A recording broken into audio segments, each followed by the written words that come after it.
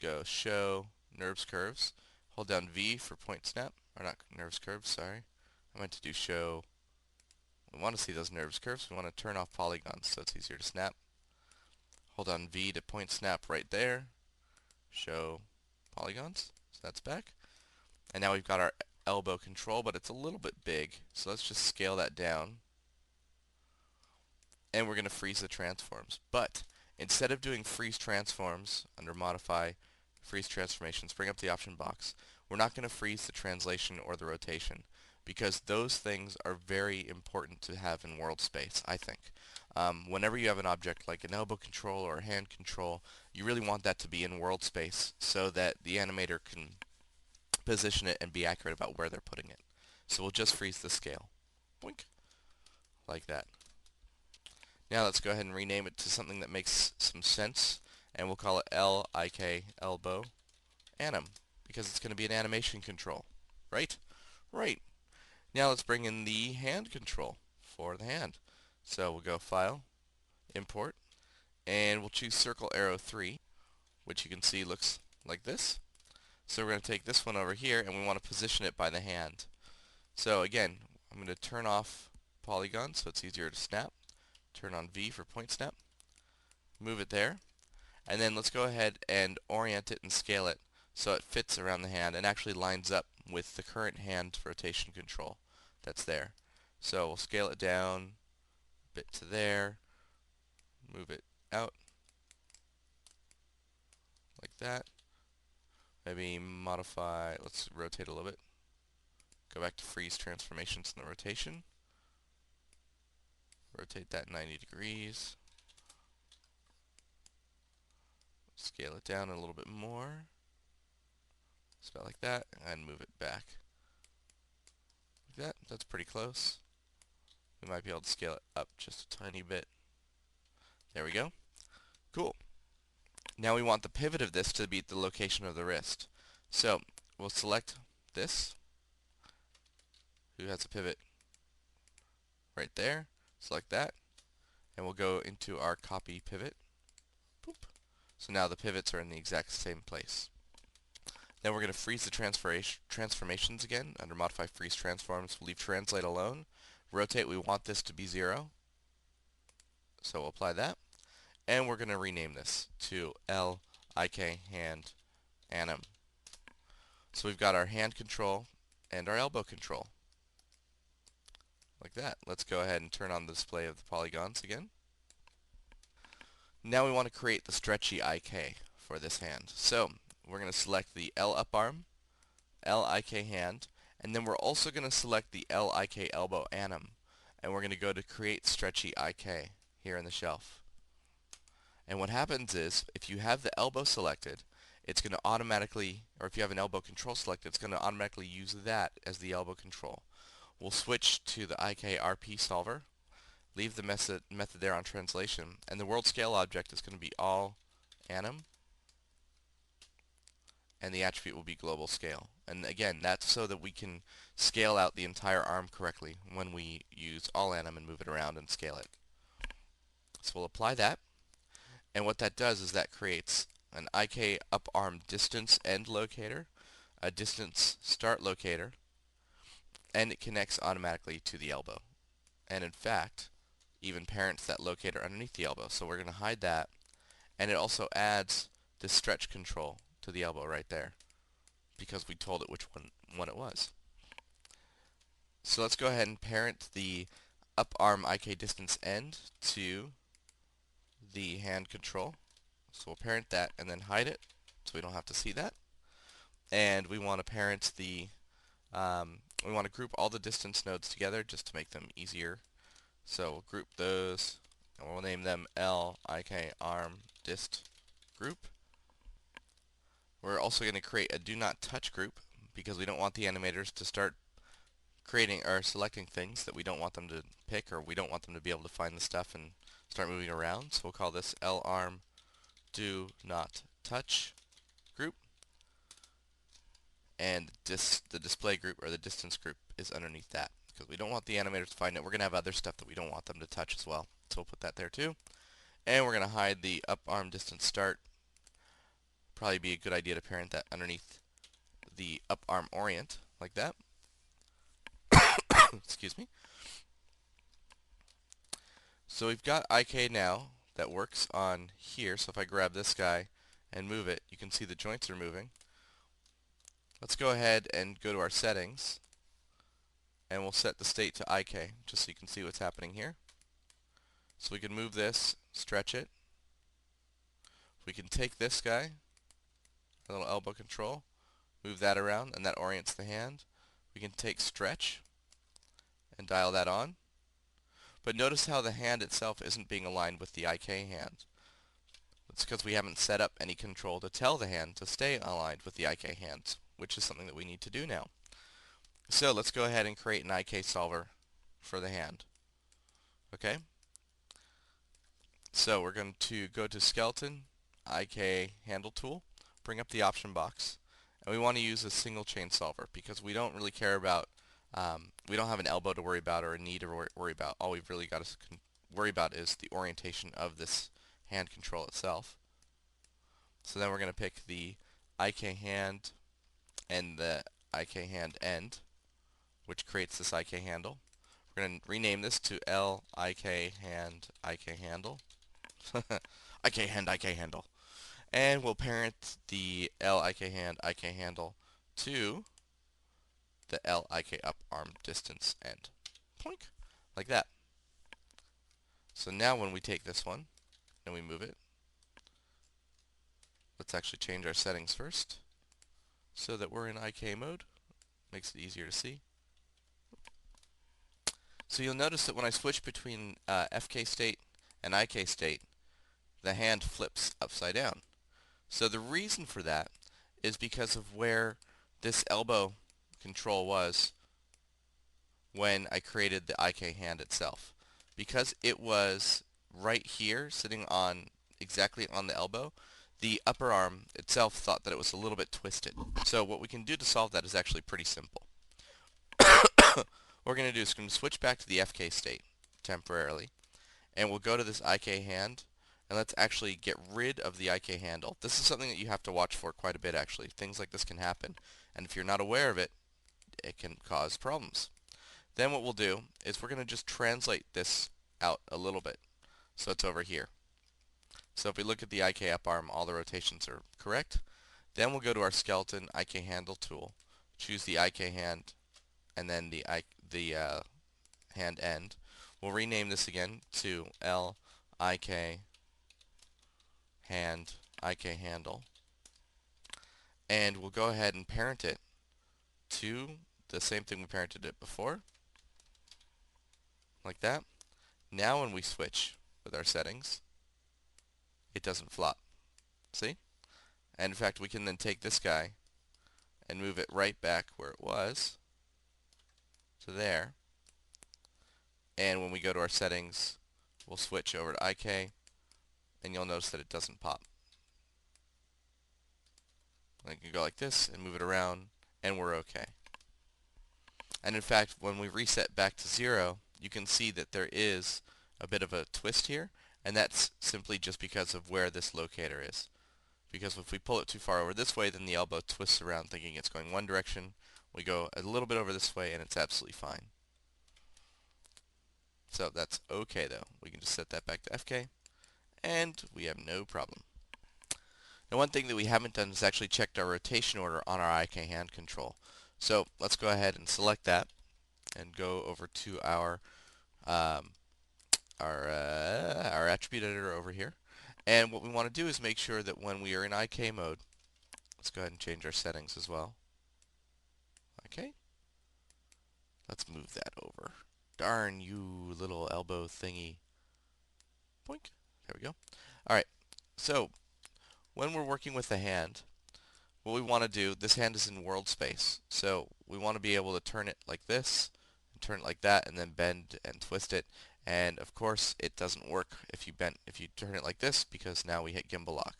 So we want to make sure our rotation order is similar to the shoulder and everything else.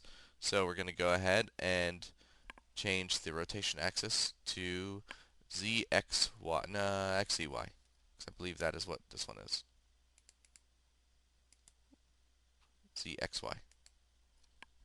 So why would we have our rotation order be a little bit different from what's happening with the torso? Since they're both in world space, we got the torso with ZXY, we've got the hand with XZY. Well, the reason is if you think about what this hand has to do when it's in IK, is you want to be able to take it, move it over here, rotate it this way, and let's say he's going to shake hands with somebody. If I am in ZXY and I take the X and I go like that, notice how I don't have any access available to take the hand basically and go like this with it. There's just nothing available. If instead I'm in XZY, I can then go like that and shake somebody's hand. So that's why we're switching to XZY instead of ZXY. So we want to make sure that we don't run into that problem. Let's go ahead and switch back to FK mode. And we're going to switch, take this guy again, and we'll snap it boink, to the elbow to make sure it's in the right spot. And we will save the rig in its current state. So again, save scene as, make sure we're on ASCII mode, and we will choose the ARM rig version 8. So now we've got our FK control and we've got our IK controls, and what we need to do is add the FK forearm to the IK elbow. This will give the animator the ability to switch between FK, IK, and then choose whether or not the IK control is going to be in FK mode or in IK mode. We can use the previous method of duplicating the FK lower arm and then parenting it under the IK elbow anim control to ensure that everything lines up 127%. Okay, so we're going to duplicate the FK low arm. Just go Control D, like that, and we're going to rename it.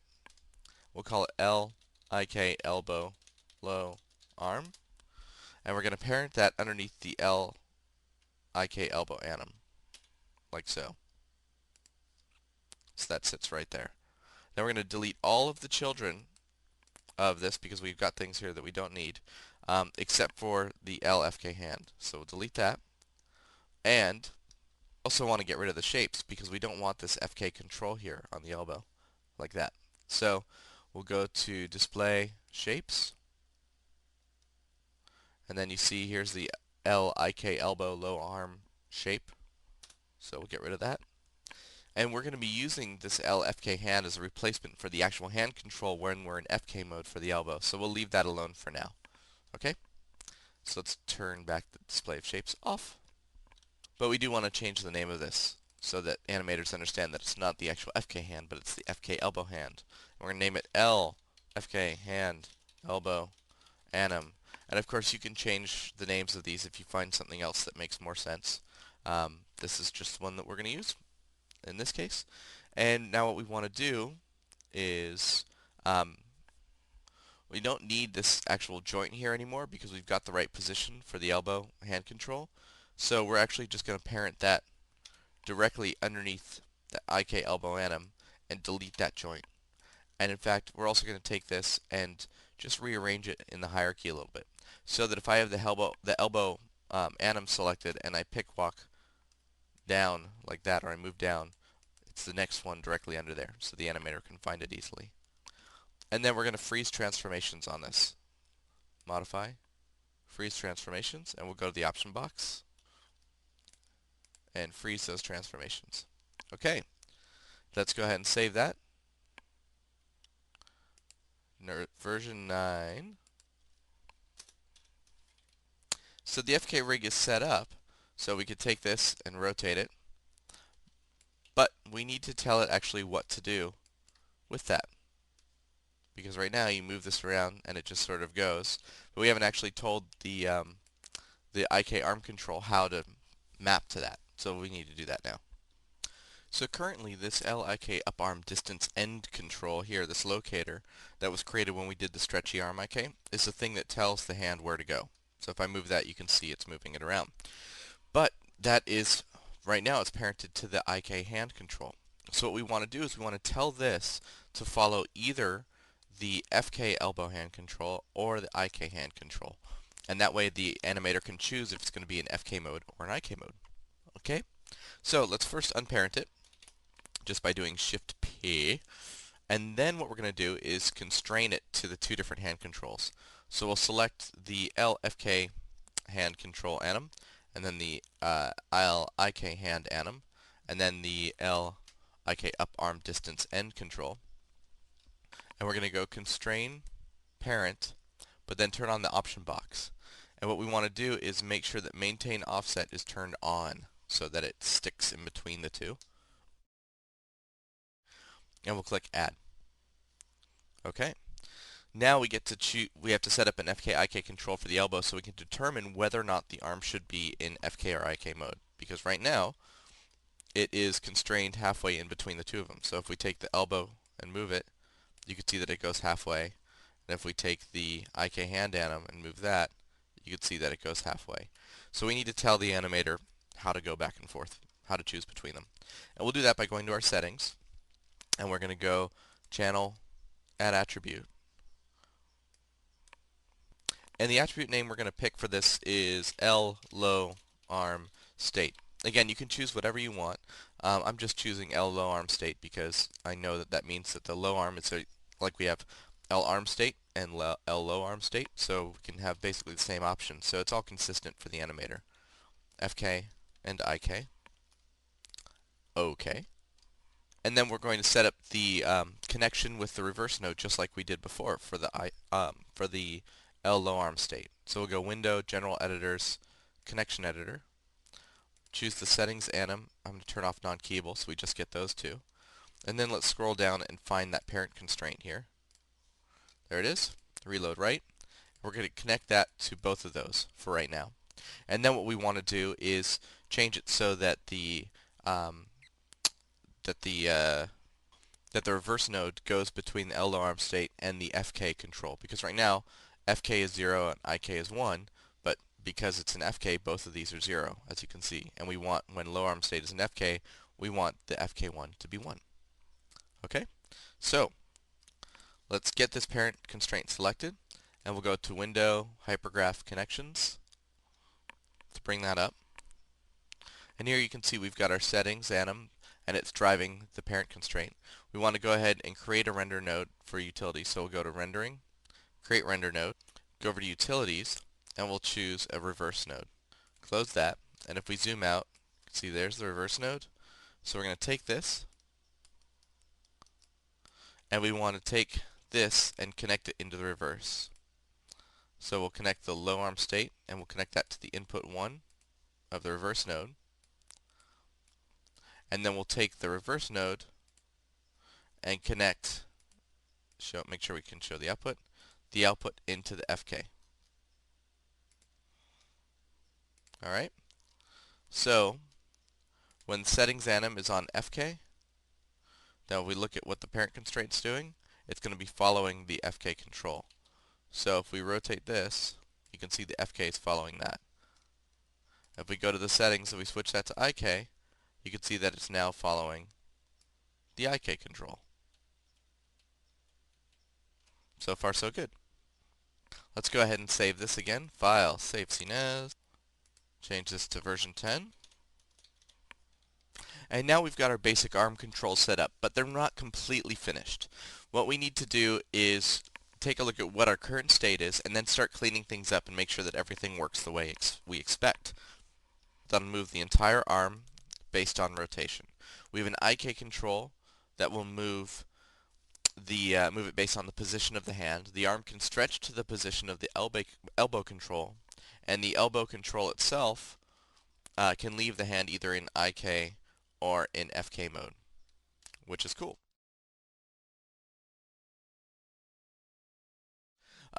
We still need to hook up the shoulder control structure, and we really should do something about the display of all the controls as well because it's getting kind of messy. Notice when we're in IK mode, you can still see the FK controls and the FK hand control. We also have to limit the attributes the animator can work with when animating the arm. So let's finish up the controls, then we'll finish up the attributes, then we'll fix the visibility options, okay? So first, let's create the shoulder control. So remember earlier when we created the shoulder idea, we settled on a translation-based shoulder, which means we're going to create a translation control for the shoulder that the animator can use to get the proper expression on the character. So let's go ahead and do that. a lot of animators or a lot of riggers try and create automated shoulder controls, which means as you raise the arm up, if I were to go like this and raise the arm up, it would automatically lift the shoulder. Personally, I'm not a big fan of those. I absolutely hate them. I want to have the control myself for the shoulder. It also makes doing things like matching between FK and IK a little bit more difficult. I prefer pretty much keep the rig as simple as possible and let the animator control it, especially with shoulders, because they're so expressive and they're really dependent, like what they're doing is totally dependent on the mood of the character, and I don't want the computer to try and decide that for me. Okay? So, this is going to be a simple rig that just deals with translation. So we'll select the L shoulder and L shoulder end. We'll bring up the Create Stretchy IK button, and we're going to choose the settings for the IK solver to be the IK single chain solver, translation. In this case, we're going to choose scale. World scale object will be all anim, and let's choose global scale. Now, why are we using scale here? Mainly because we're not actually parenting anything to the end of the shoulder control, so it doesn't really matter. And we want to make sure that the geometry scales correctly as we move the shoulder around. So we'll go ahead and apply that. And then we actually need to parent the shoulder geo to the shoulder itself, so that when we pick the distance control and move it, you can see that the shoulder geometry moves around. Okay? The arms don't move with the shoulder though, unfortunately. So it's like, hey, look, it's moving, but where's the arms going? So we need to fix that.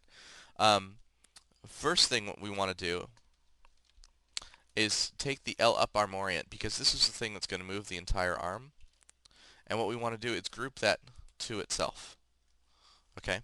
So we're going to select it and do Control G to group it, and we're going to call this L arm group. And this is so we can move the pivot to the shoulder control, and basically have this thing be constrained to the shoulder control and not be constraining our up arm orient control itself. So we want to take the shoulder control distance here. Actually, let's grab the shoulder end. We're going to copy the pivot using our copy pivot button, like that. And then what we want to do is point constrain our arm group to the shoulder end. So we'll take shoulder end, arm group, constrain, point. Now when we take the distance end and we move it, you can see our arm moves around with it.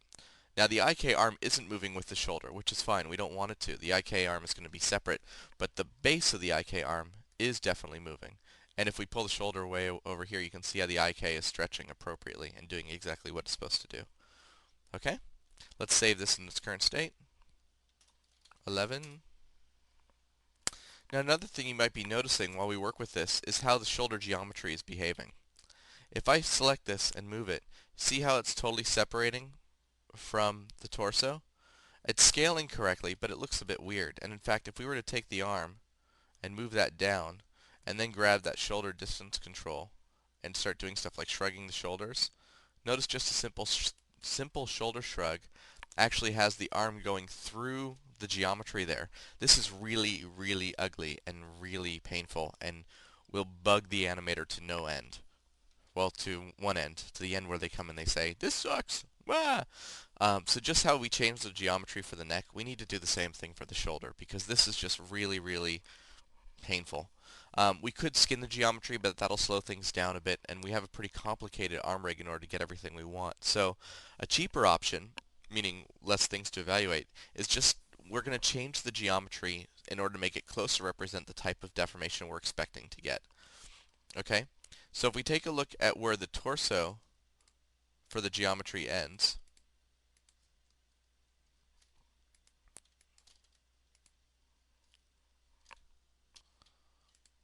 if you look here, selecting that, see how the torso for the geometry ends over here? What we could do is maybe cut the torso or cut the geometry about there, right where this piece is, and then cut this big piece right here and parent that to the shoulder, and then put this piece in the bottom back into the torso. And that way we have a much more accurate representation of where the shoulder control is, and it's less painful for the animator to work with. So in order to do that, make sure the Do Not Touch layer is turned off so we can select this. and we're going to unparent L shoulder geo, like that. And we're going to cut up the shoulder geometry. So we'll select this. We're going to create one of these cut planes here that you're so fond of. And we're going to line it up with this joint. So we'll point snap it and rotate it 90 degrees, like that. So you can see where that intersects there. And we may even have to do another one, looks like we do, in order to cut the geometry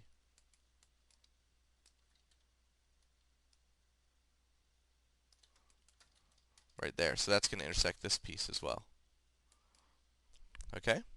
So now we'll cut those, and we're going to end up with 3 different pieces of geometry here for that shoulder geo. Now we'll select the actual shoulder geometry itself, and we're going to create a cut plane. And we're going to cut this one right along this shoulder joint here. So we'll set that to 90 degrees, and you can see where that intersects. Cut that geometry. And you can see that's actually up here. So I'm going to unparent that right now so we can get easy access to it. So we've got the L shoulder geo, which is now cut up into 3 segments. We've got the shoulder geo, which is cut up into 2 segments. So what we want to do is take these 2 top segments here and merge them together. So we'll select them, and then we'll go into our polygon and choose Mesh, Combine, like that. So that's now one piece. Edit, delete by type, history. Cool, so we got one piece there. And then we're going to merge the pieces for torso 6, which is this one. So we'll take that and that piece right there. And we'll do the same thing, Mesh, Combine, Edit, delete history. And we'll do the merging for this piece as well.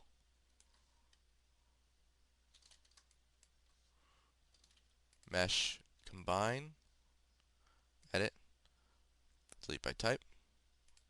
Whoops, history. Tearing off that menu accidentally. Now we're just going to rename these and reparent them.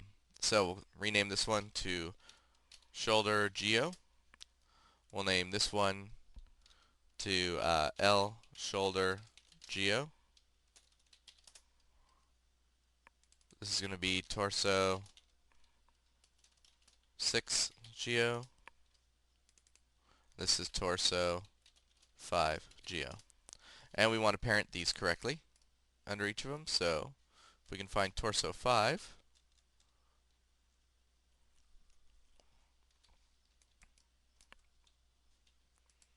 so if we select that, shift select, there we go, there's torso 5. We'll find it right there. Cool. So we'll take torso 5, parent that to torso 5 joint. Boom. Torso 6 geo. Parent that to torso 6 joint, like so. Shoulder geo. We have to find the shoulder joint, parent it to that. And L shoulder geo, we'll parent that to shoulder. Alright, so now if we take this control, the distance end, and we move this around, you can see the shoulder behaves much nicer. We can take the up arm, rotate that down, go back and grab this control again, the distance end, shrug, and you can see that the arm behaves much better. It's much easier to read what's going on, and the animator isn't going to yell at you for making an ugly rig choice. Cool. Let's go ahead and save this version again. Lots of saving. Save it as version 12. You can use more descriptive names if you want when you're saving. I just usually increment and start going through because I'm taking copious notes while I'm actually rigging stuff up myself. Okay, so our shoulder geometry looks much better, but the control we're using could use some sprucing up. Let's actually set this back to reference so we don't accidentally pick things we don't want. Right now it's this locator here, which isn't really going to work for the animators. And since the control is translation based, maybe an arrow type control would work for us. So let's add an icon for it. How's that sound? I know you're saying it sounds great. File, import. to the icons, and we're going to look for arrowcurve.ma, which is this huge thing right here, and we're going to scale this down and position it where it makes sense on the shoulder. So, scale that down.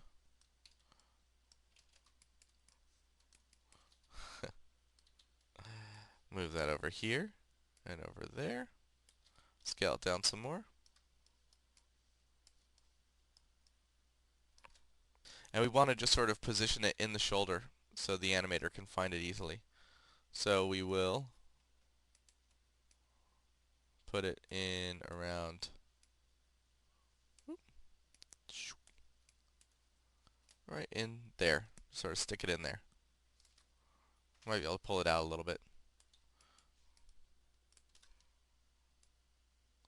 There we go. Let's go ahead and rename it. So it's L shoulder anim, since that's what it's going to be used for. And we're going to parent the shoulder control under it. So we'll take this guy and parent that underneath there and hide it because we don't need to see that little guy anymore. We've got this shoulder distance start, which we'll worry about in a second, but I'm going to hide it for now so we don't have to see it. And we want to copy the pivot to the shoulder end. So we'll take this, take that, copy the pivot, and there we go. But you can see it's got rotations and translation values, so we're just going to freeze the translations and rotations. Freeze everything. And now when we take this and move it, that's our shoulder control, which is what we want. Okay. Now, if we try using the torso, just to see how this works together, you'll notice that the shoulder doesn't move with the torso at all. You take this, pull it away, and the shoulder just sort of sits there. So we need to attach the two and make sure it moves correctly. Luckily, what we can do is just sort of take the shoulder controls and group them together, and then constrain it. Okay? So we're going to take, first let's delete that shoulder geo, which we don't need anymore. We're going to take L shoulder anim, L arm group,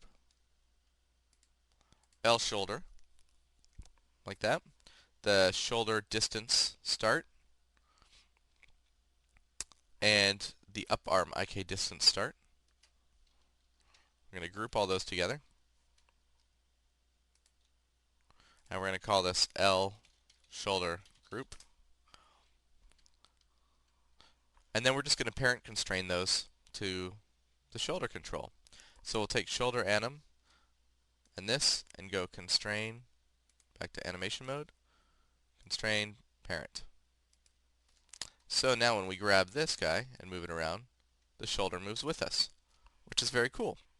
So we're working our way towards cleaning things up a little bit more and organizing them and making it work, but our rig is still pretty messy to look at. So let's see what we can do to kind of clean things up a little bit.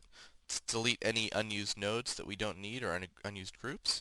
Let's go ahead and look at this hierarchy. It's got the all anim, JJ group, it's got the IK and the elbow and the arm, do not touch, and the shoulder distance, and all sorts of crazy stuff. This is just messy. So everything related to the arm rig should probably be in one group. So let's just take everything like that, and we'll group that all together.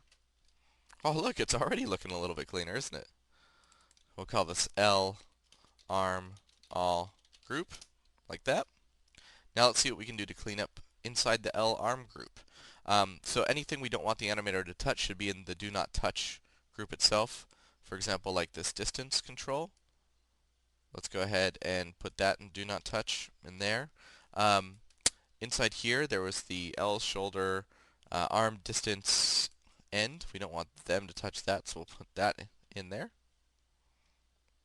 because that's constrained anyway. What else don't we want? I think that that's probably it. Yep, that's all that we need to worry about for that. So let's then take the L arm all group and we'll parent that to anim group. So underneath all, parent that there, because that is part of the animation controls.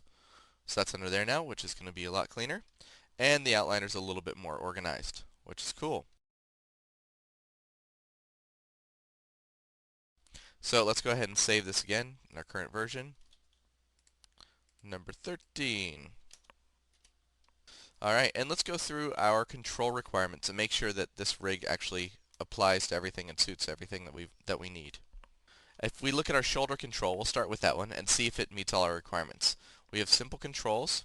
Animation should be easily transferable. Control should be unique and understandable. Rotation orders, named correctly, and limited key ability. Okay, so simple controls. Well, our control is basically selecting this arrow and moving it around. So that in itself is pretty simple. Cool, so that's what we need. Okay, animation easily transferable. Yep, we just select and translate. We can export or import the animation. No problem, that one's solved. Controls are unique and make sense. Well, it's unique. NURBS curve doesn't look like anything else, and it looks like something that can move, so we have that. Controls have the correct rotation orders. Well, our shoulder is based on translation, so we don't need to worry about rotation orders. The control should be named correctly. Let's check. Yep, L shoulder anim, that is named correctly. So we're definitely okay there. And controls should be keyable only on what it is we want the animators to key. Aha! I don't think we've done that yet. Yet the animator can key translation, rotation, scale, visibility, etc. We don't want any of that stuff. So we'll select it all. Right mouse button, lock and hide selected. There we go. So now the shoulder just has translation. So our shoulder meets our animation rig requirements. On to the next one. Let's take a look at the FK control. So, simple controls. Well, the FK is pretty simple. We just sort of select the joint and rotate and scale it however we want, and it will do what we tell it to. But unfortunately, if we look at the arm, it kind of appears like we can select any kind of control, either FK or IK, and that makes things complicated. That's not very simple. You know, how's an animator supposed to know what to select? They look at this and they go, what mode am I in? I don't know. I've got this thing, I've got this thing, I've got that thing, I've got this and that, and it's all confusing. Let's take a look at the different modes of manipulation that we have and what types of controls need to be visible for it. So, for example, we have FK, we have IK, we have IK with forearm in IK and IK with forearm in FK. The controls that are needed when you're in FK mode are these three rotations, bink, bink, and bink, right? When you're IK mode, you have the hand control and the elbow. When you're in IK with your forearm in IK, meaning you're sticking your elbow down, you have these two controls. And when you're in IK with your forearm in FK, you've got this control and that control. So very, very quickly, we're able to see what should be visible when we're in a particular mode. It's a good idea to map stuff like this out so you can keep on top of what it is your animator needs. So let's take a look at what controls we can use to actually hide these individual bits. For the FK control, we can pretty easily come in here and toggle the visibility on LFK up arm if we want. So right there, we could just take that and hide that, and that would hide the FK controls. For the IK, we could grab the LIK elbow anim control, which is around here, right there, and we could hide that. And we could also hide the LIK hand anim. For the forearm options, we could be toggling the LIK hand anim and the LFK anim elbow anim control. But each of these are in different locations and a bit hard to find. It'd be really nice if we're one single location to handle all the toggling that we're doing. In addition, what if the animator wants to override the toggle so they can temporarily see and select a control for a mode they're not in? For example, if they're in IK mode but they want to see what their FK is doing, we should allow them to be able to see those controls. So instead of just creating expressions on the visibility, we're going to create a visibility node itself that we can use to control this information from one location. And how about we put that in settings right there. So let's go ahead and actually we're just going to duplicate settings anim, and we're going to rename this to settings visibility.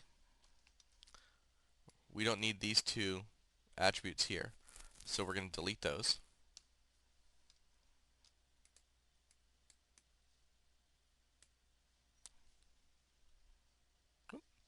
Delete attributes. And we're going to add some individual visibility toggles for each item that we want. So let's go channel, add attribute. And the ones that we want they're going to be Boolean. So they're either going to be on or off, which is what a Boolean is, or 0 or 1. And we're going to have LFK arm vis to add the FK arm. We'll add LIK elbow vis to add that. LFK elbow hand vis. and lik hand viz. And I think that's it. So we can turn on all those individual bits. So now that we've got the visibility attributes, how do we actually hook them up? We want to make sure that only the items we want the animator to see are visible at any given time. So we have to create some rules to drive the visibility. The easiest way to figure out what rules to create is to remember that the visibility is just an on or off toggle, which relates to a value of 0 being off and a value of 1 being on. And because that basically means we're coming down to math, we can use Maya's expressions to create all these rules. So let's start with a simple one. We'll just start with the FK control. So we know that if the visibility is off, we need a value of 0. If it's on, we want a value of 1. And if we've got settings anim larm state set to FK, which is this guy, if that's set to FK, then this is a value of 0 because the first thing here is 0 and the next one is 1. So knowing that the larm state is going to be 0, we can start working to figure out what it is we need to do with our controls itself. So let's bring up the expression editor and start creating an expression. So window, expression editor, like that. Okay, and this is the expression we're going to create. We're going to start commenting it as we do it.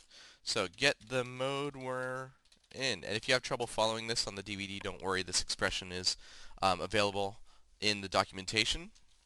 So what mode are we currently in? The mode is going to be equal to settings underscore anim larm state. Okay? And I'm just going to go ahead and create this expression right now. And then we'll change the name of it to larm viz expression so that we can get back to it at any other point. Alright, so what I've done here is I've said I want to store the value of the state in this attribute, or in this variable called mode. Now we're going to check the IK mode.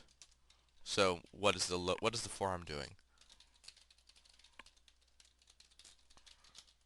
So now check the IK mode for the forearm, and IK mode is equal to settings underscore anim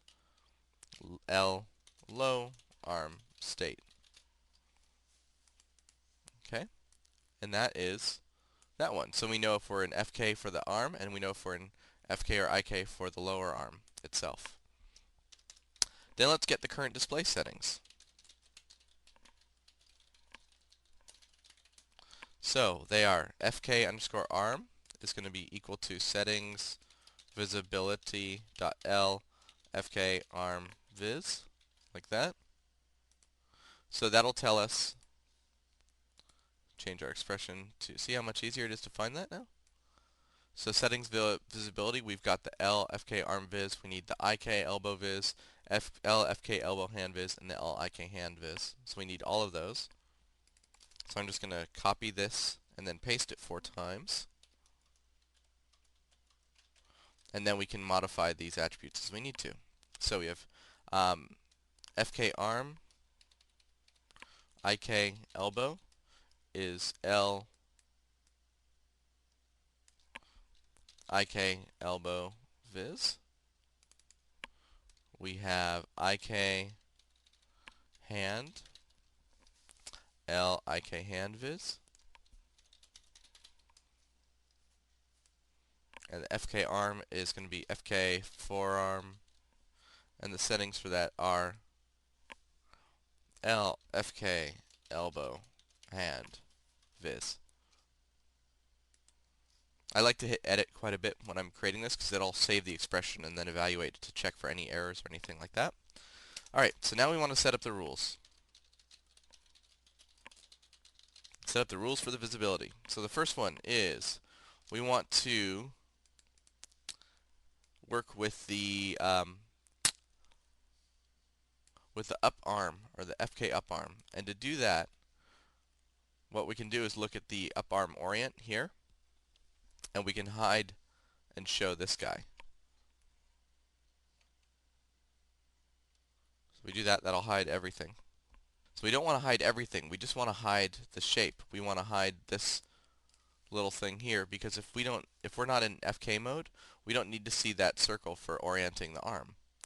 So what we're going to do is grab the L up arm orient shape visibility. And that's different than the actual arm itself. And the way to do it is going to be 1 minus mode plus fk arm. And what this does is this says that we're looking at the mode here. So the mode right now is grabbing settings underscore anim larm state. So the mode is going to be 0 if we're in FK mode. And if we are in FK mode, we want this thing to be visible. We want it to be true. So if you do 1 minus whatever the mode is, it'll give us an inverse of the mode. So if the mode right now is 0, 1 minus mode, 1 minus 0 is 1. If the mode is 1, because we're in IK mode, then 1 minus mode, or 1 minus 1, is 0. So that kind of inverses it. So the visibility is based on the mode, and we're also adding in the value of fkarm. So if the fkarm settings in our toggle visibility is set to 0, then it doesn't matter. Just whatever mode it is going to be the thing that turns it on or off. If the visibility is on, then even if mode is set to IK, which means that visibility should be off, we're going to add a value of 1 to it, which means it's going to be on. Okay? Does that make sense? So for example, if we go in here now to our settings and we set this to IK, see how that turned off? Go back to FK, and now it's on. We're in IK, it's off. But if we go to our settings visibility and we turn this on, that's visible now. Off. Settings anim, go back to FK mode. Okay? See how that works? Let's continue on. We also want to deal with the FK up arm, which is that one, to turn that on or off. Okay? So we'll say L FK up arm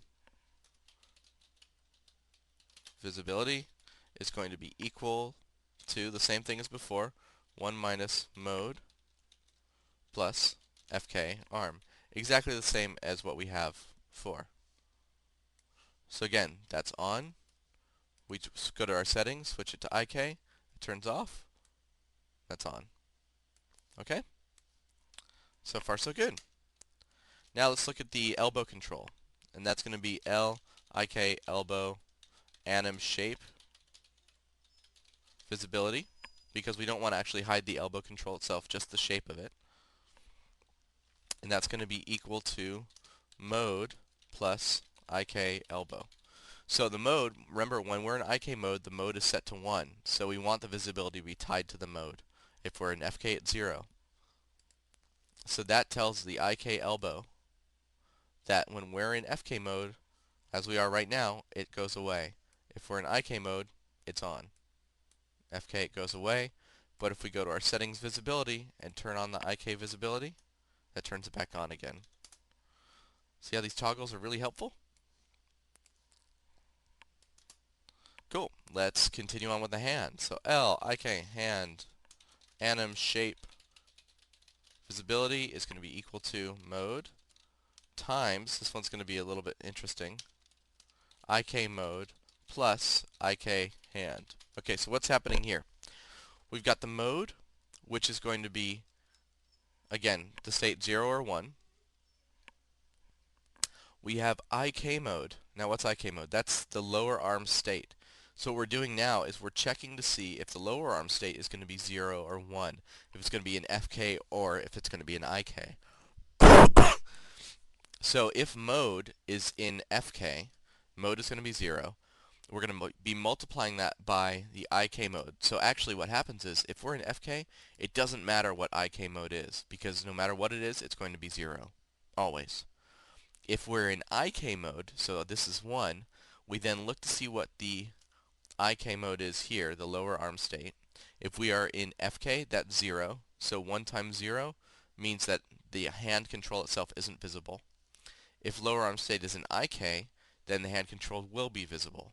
And then to that we add the IK hand setting in visibilities, and that'll turn it on if it's going to be on. So if we edit that, right now we're in FK mode, so we don't see the hand. If we switch to IK, we still don't see that hand control because we are in FK mode on the lower arm. Switch to IK, and that hand shows up. See how that works? Cool. Let's go on to the next one. Now we want to set it up for the FK forearm. So L, FK hand, elbow, anim, visibility. It's going to be equal to mode times the exact inverse of what we have for the IK hand, 1 minus IK mode plus FK underscore forearm. Alright, and so what that does is, again, it looks at the mode, are we in FK or are we in IK? Then it does the inverse of whatever the lower arm state is, and then it adds the toggle visibility for the FK forearm. So, we are in FK mode. We switch to IK, right there. We're in IK mode. We have our IK controls set up. We go back to our settings, switch to FK. We have the FK control, like that. Cool. But if we go to our visibility toggle, let's say we want our FK to show up, we can turn that on, turn that off. We can go back to IK mode, or to FK mode, sorry. Go to our visibility toggles, turn on the IK elbow, that's on, etc. See how easy that is? Isn't that great? Cool. We have an expression that handles all of our visibility toggling, and it knows what state we're currently in. That's awesome. That's exactly what we want. And if you have any problems understanding that, definitely go check out the docs because there's a lot of detail in there on how to set that up. Let's go ahead and save the scene.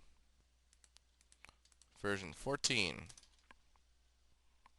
Now while working with the rig and setting it up and making sure it toggles visibility and everything nicely, I realized that we never added one of the controls that we had in our notes for when we're in FK mode. And that is the ability to orient the FK body to either the torso or the body or all. Or sorry, orient the FK arm. And we need to go in and do that before we get any further. So let's go ahead and add the orient option to, instead of to the arm itself, we're going to add it to the orient control. We're going to add it to the L up arm orient, because that's the thing that's going to be telling us what we're following and what direction we're going to be looking in. Okay? So let's go ahead and first add a control for this. So we'll go to our settings, and settings anim right here, go channel, add attribute. Notice how we're adding all of these little toggles to one place so the animator knows where to look for them. We're going to call this L arm orient. We'll make this an enum, and we're going to choose torso,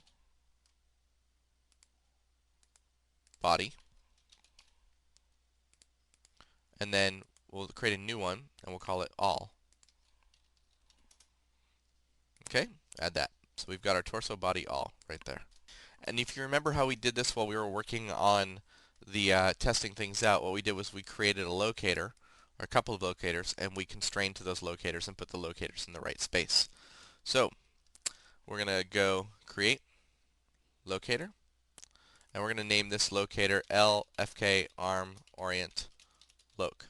And we want it to be in the same position or same place as the FK arm orient. So we'll just position it right there using point snap. Okay. And we're going to create a locator for each location that we've got. We've got the torso, we've got body, and we've got all. So we'll duplicate that 3 times. And we're going to call this one LFK arm orient torso, LFK arm orient body,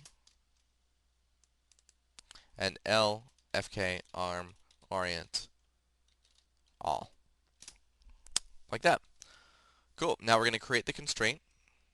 So we'll do select torso, select body, select all, select the locator, and choose constrain. Oops, we don't need that. Constrain orient. Like that. Okay, now we're going to parent the locators underneath the appropriate points.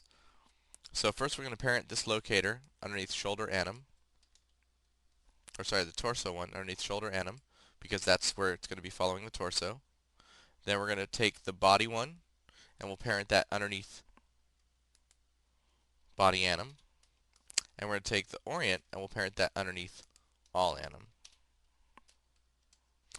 Finally, we take the FK arm orient locator itself, and we're going to parent that underneath L arm group, because that's what's following the shoulder.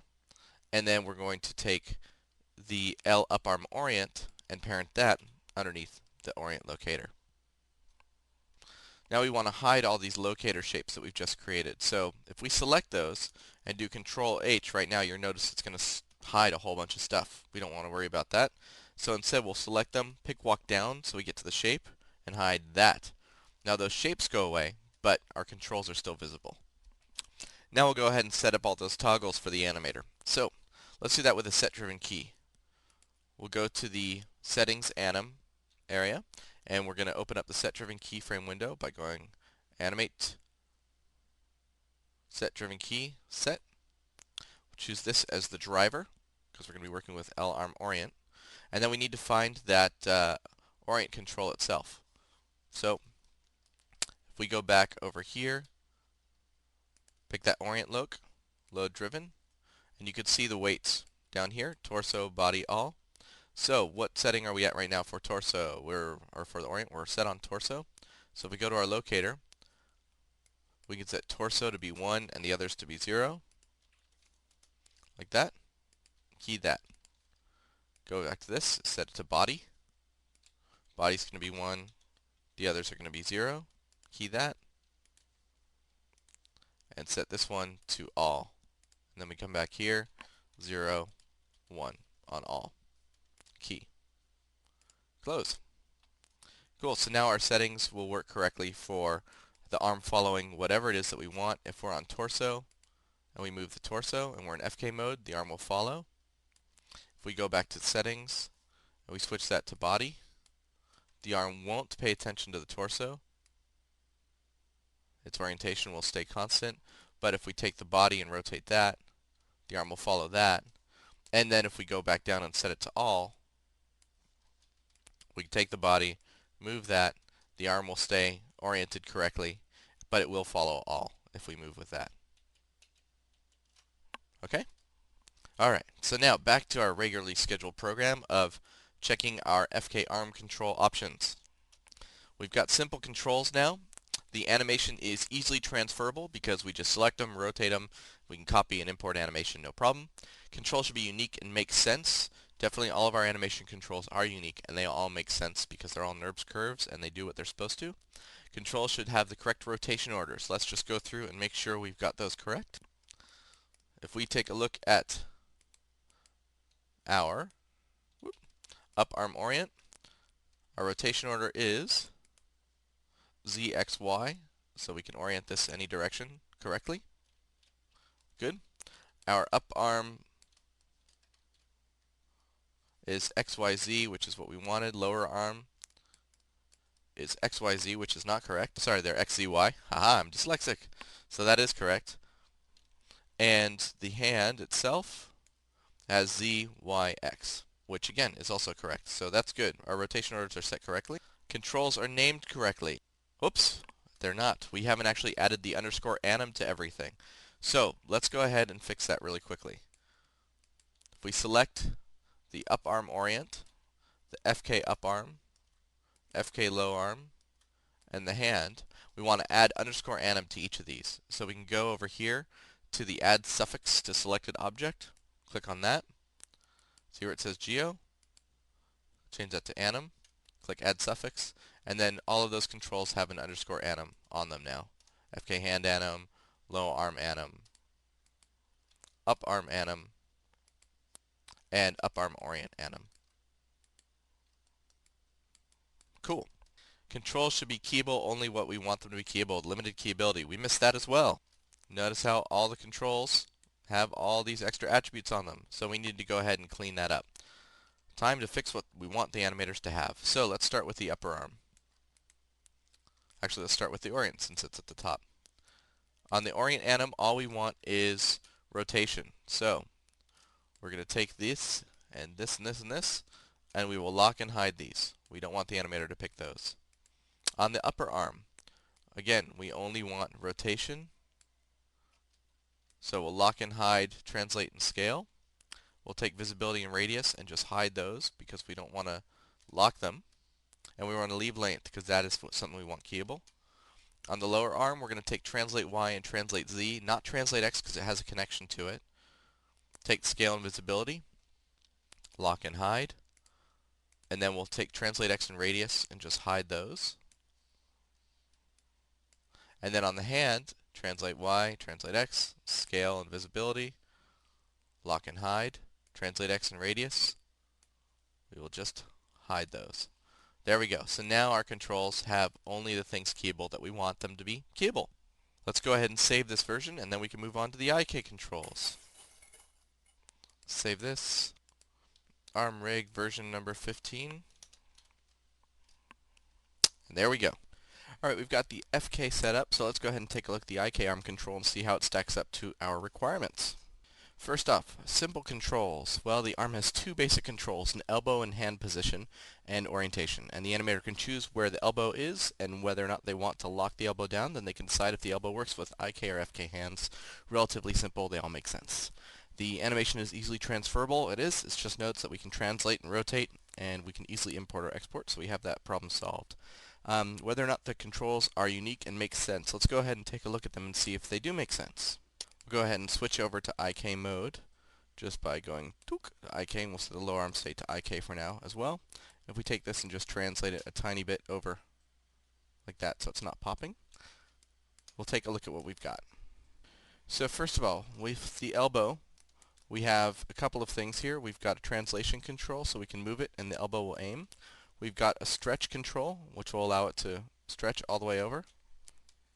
We also have rotation available, so if the elbow has stretch on and our settings are in FK, we can go ahead, we have set to FK, we can go ahead and grab this and rotate it, and that works correctly. Cool. Let's actually go ahead and set it into FK. And what about the length of the forearm? How are we controlling that? Well, right now, we don't really have anything on here specifically to control the length of the forearm. We could use the stretch control like this. But watch what happens when we do scale the forearm if we stretch it out. Notice how the hand control kind of stretches and looks all funky? We don't really want that to happen. See how it kind of goes all wonky like that? That's not something we want to have. Let's reset that.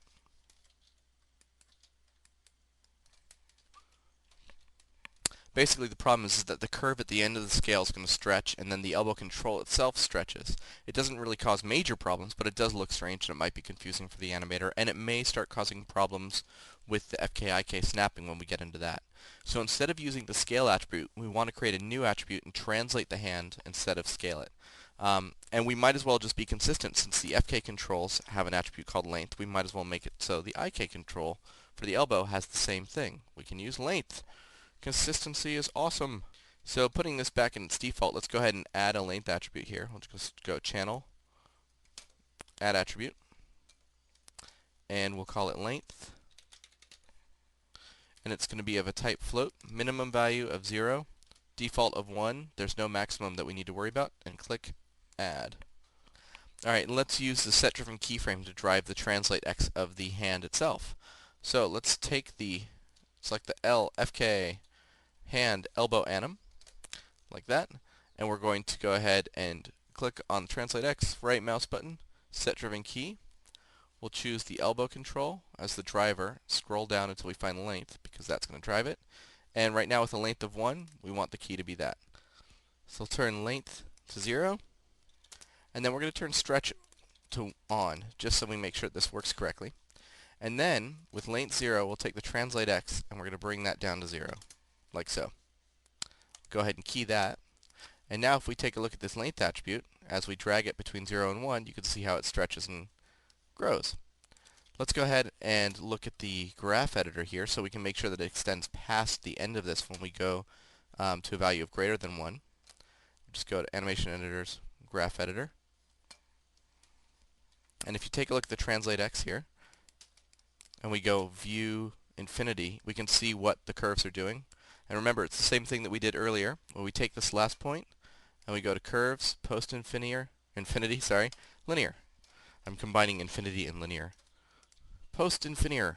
So now if we take the length, it'll stretch on forever, and it'll come back and stop at 0. So we have a length attribute now, which will control the elbow exactly how we want.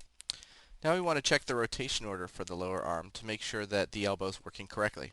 In this case, remember when you have the elbow turned on to stretch and length set to 1 and it's in FK mode, the elbow should be working as if it's in world space, kind of like it would if you were moving the hand or the shoulders and body and stuff like that. So right now, notice if we rotate in Y, as soon as we go like this, we end up losing a rotation order, or we lose the rotation axis. So we need to change our rotation order there.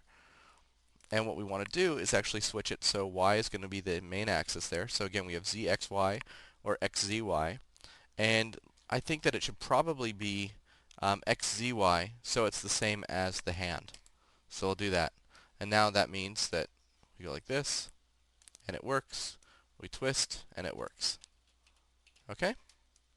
So not XYZ, XZY is our rotation order for the elbow. Cool. Let's check the hand's rotation order. Now this should be the same as the regular FK hand control, so we're going to change that one to Z, that should be ZYX, and that is ZYX. Great. Back to our list here. Controls should be unique and understandable. They definitely are. Controls have the correct rotation order. They do now have the correct rotation order, which is great. What about controls being named correctly? We did go ahead and name everything with the anim suffix, so that's done. And now it's limited key ability. Make sure we only key what the animator wants it to key. We haven't done that yet, so we need to go ahead and do it. So first let's start with the keyable attributes for the LIK elbow anim. We obviously want them to be able to key the translation, and we want them to be able to key the rotation. So we need to highlight scale and visibility, lock and hide those. We don't need to worry about them. And on the hand elbow anim, we want translate not keyable, rotation and scale. Rotation is keyable, scale is not, so we'll lock and hide translate Y and Z. We'll take translate X, visibility and radius, and we will hide those and not lock them. Let's go ahead and check our settings anim, and we'll switch from FK to IK mode. We'll grab this one, and we want translation rotation available, so scale X, Y, and Z. We'll set those to be lock and hide. Let's go back here and set our stretch back to 0 on the IK arm. And we'll go back to our settings anim. And that's correct. That's it for the IK. Cool. So the arm meets our rig requirements. Let's go ahead and save the scene. File, save scene as, and we'll choose 17 as the latest version. Save. Now that we have our arm rig matching all of our requirements, let's make sure that our entire rig is matching the requirements and everything works how we expect. Remember, the rig requirements are limit control selection, so the animator can only pick what we want them to pick. Clean rig presentation, so it all is clean and makes sense. And the rig relocation program, make sure that the rig can move anywhere. So let's go ahead and get started on that. With the limit control selection, we want to set up some display layers, make sure only controls that we want can be selected, and provide users with the ability to turn on and off controls very easily. Alright, so let's go ahead and start looking at our rig and see what's possible, what the animator can select. Well, if we start with the shoulder, right now, if we look in here, the animator can pick the geometry, they can pick the joint, they can pick L shoulder end, all sorts of stuff. We don't want them to be able to select that. We don't mind if they select L shoulder anim, which is good, but they shouldn't be able to select anything else. So we need L shoulder to be visible because it shows that geometry, but we can hide L shoulder end, which is that joint right there. So select that by selecting L shoulder and pick walking down, hitting the down arrow, and hide that. Control H. Okay, with the FK arm, we'll go ahead and set our settings back to FK mode. Alright, the animator can pick the joints, what they need to be able to do to animate the arm. But just like the shoulder, they don't need to select the end of the hand control, so we can hide that. We'll go down here to the FK up arm, hide the end of the hand, boop. And on the IK arm, if we switch over to that,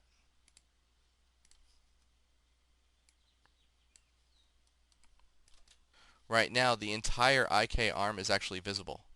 Believe it or not. Believe it, it's true. So if we go here, you see how the IK arm is actually there? We can just hide that. We don't need to see that at all. So Control H to hide the IK arm. So that goes away. There's still things that the animator can select that we don't want them to be able to select, but we need to see them. Like, for example, the up arm start control, the lower start control, all the geometry and stuff like that. So those things should be in the do not touch layer. Okay, so the things that we want to put in do not touch are L shoulder, so we'll take that. The L up arm group, right there, and L shoulder, and L up arm. So we'll select those, and then we'll go ahead and right mouse button over do not touch layer, and make sure they're added, just like that. Boink. So now we shouldn't be able to select them. As you can see, I can click and drag, and I can't accidentally pick them, which is great. Let's see what happens if we are in FK mode. IK there, FK, can pick that. We can't pick anything else. We're in FK mode. All we can pick are the things that we want to be able to select, which is great. That's exactly what we want. But what about the colors of the controls? Right now they're just sort of the default NURBS curve color, and you can see that for the center of the controls, like the body, the FK, etc., there's some really nice colors here to make it easier for the animator to see what it is they're working on. So let's go ahead and add a layer for our color controls. We'll just click on new layer and then double click on that and call it L anim layer, and we'll pick a color, say green, like that. Now all we need to do is add our controls to that. So for example, I can select L shoulder anim and then pick the L up arm orient anim, right mouse button, add selected objects, and then you can see that those objects are now a child, or are part of that layer. Let's go ahead and switch into IK mode right here, and what we want to do is add these guys. So we'll pick the elbow, add that, so now that's a member of the layer. Let's go back to the settings and we'll switch this to IK mode, and we'll pick the IK control and add that. So now whatever mode we're in, our settings are going to be set correctly so that we can see easily the colors of our animation controls. Let's go ahead and save this again. File, save scene as. We'll choose the ArmRig version 18 now. Great, so let's see what's next on the list. We have only the controls can be selected. We've provided the users with the ability to turn on and off the controls easily. Awesome. Our limiting control selections is done. Now let's look at the clean rig presentation. So again, we want to remove any unnecessary objects and expressions, group everything under one node, make sure that everything is named in a way that makes sense, and provide an interface for the rig if necessary, which we're not at yet. But let's take a look at our outliner. We've cleaned it up a little bit, but do you think maybe it's possible we could clean it up a little bit more? Well, let's take a look at what we've got. We've got all anim, we've got anim group, we've got do not touch group, then we've got this head anim target all anim group and head anim target all anim group 1, settings anim, settings visibility, and this FK arm orient all. It looks a little bit messier than we need. Notice there's an anim group, which makes sense because of all of our animation controls, but there's a do not touch group, which is just for the back controls. Why don't we go ahead and rename that to back do not touch group, like that. And what that means is that it's going to be a lot more consistent because we know exactly that these do not touch controls are for the back. It's easier for us to find what we're looking for. And what about head anim target all anim group and head anim target all anim group 1? These things should go somewhere else. We really don't want them to be here. They're all part of the head constraint node, so we should probably group them together and place them where the animator won't accidentally select them. And also, if we open up anim group, you notice that we see body anim and specific rig stuff for that, and specific rib group. So there's body anim, then head anim group, and L arm anim group. Let's make a body anim group and parent the body related things under that. Okay? So first let's go ahead and create a body anim group. So we'll select body anim, we'll group it, we'll name this body anim group, like that. Then let's parent this the do not touch group, or the new back do not touch group. And we're going to go ahead and parent that underneath body anim group. Parent that. Let's grab these head anim targets. We're going to take the two of them, we'll group them together, and we'll call them head anim const group. And we're just going to parent those underneath anim group. So they are in the same space they were before, but now they're just grouped up in a way that we can use them later. or we can find them a lot easier. And we want to create a group for arm objects that will be constrained to all, just like how we have with the hand. Okay, so we're going to select the LFK arm orient all. We'll control G to group that. We're going to call it arm const group, and we'll parent that underneath the anim group. So now we've got our two constraint groups right there. And this is looking a little bit better, but we can also do something with the settings because we got two of them sitting out there in space. So we're going to group the two of those together, and we'll call this settings group. And there we go. We have a rig that's much cleaner and easier to work with, and easier for the animator to see what's going on, and easier for us to find the things we're looking for. We've got all anim. We've got the anim group with all the groups that are relative to the animation controls we're adding. We've got a settings group that has all the settings in there. And we've got our two constraint groups. We could probably group these as well if we wanted, but we might as well leave them out for now. Cool. Let's go ahead and save this version. File, save scene as. We'll choose ARM Rig version 19, like that, and save. Okay, and finally, what about the rig relocation program? Can we allow for the rig to be moved and rotated anywhere in the scene and have it still work? Luckily, we took care of this type of stretching problem when we were creating the stretchy nodes by using the world scale and ensuring that the arms would work at any scale. So we've solved that problem. Let's just double check and make sure it works. If we take all anim and we go in here, and we scale it up, everything still looks as it's supposed to, which is great. That's what we want. So as soon as you solve a problem once, as long as you keep being consistent, you can be sure that that problem will stay solved, which is really, really good. So let's go ahead and save this file as the next version of the rig for the arm. Save scene as. And we're going to call this jj_rig_v3.ma because it's version 3. And we'll save that. And as you can tell, we've limited our control selection, we've cleaned the rig presentation, and we've got our rig relocation program up and running. So what did we do to work on it to complete a good arm rig for our animators? We looked at reference. We determined what was required based off that reference. We tested a whole bunch of various options for it. We analyzed those solutions. We created a clean rig to follow the guidelines that we'd specified. We tested it, and we're going to deliver a great rig to the animators. So your next step now is to give this to some animators to try out, make whatever changes they recommend, and then create it again from scratch, nice and clean for them.